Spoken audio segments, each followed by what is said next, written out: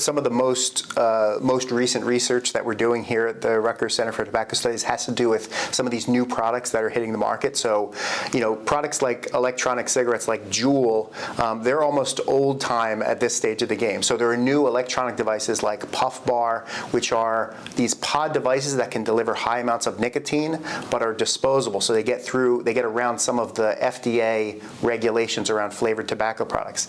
But there's even newer products that are hitting the market. So Zyn and On are these tobacco-free nicotine pouches. They're like little tiny tea bags, and they contain a substance that has nicotine, delivers nicotine, but doesn't come from tobacco. So the thinking is, even though these products are coming from cigarette companies, they're much more like nicotine replacement medications than they are tobacco products.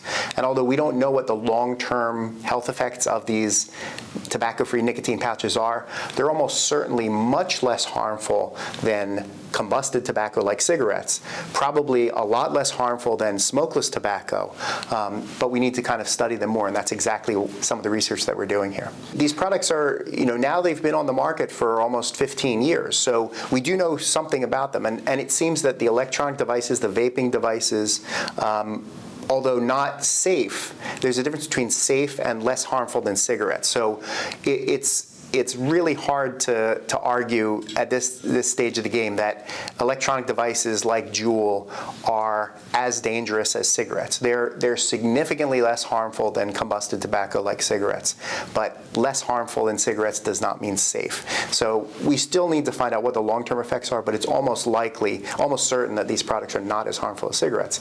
The big problem with these products is when they first came out, the hope was that they could provide an alternative to adult current cigarette smokers, a much less harmful alternative. The problem is they're much more appealing to young people. So people who have never smoked are taking up these new products and using them. A lot of them could become addicted to nicotine, and that's the real concern. So we need to figure out how to make these products more appealing to current adult cigarette smokers so they'll quit smoking, but not appealing to young people.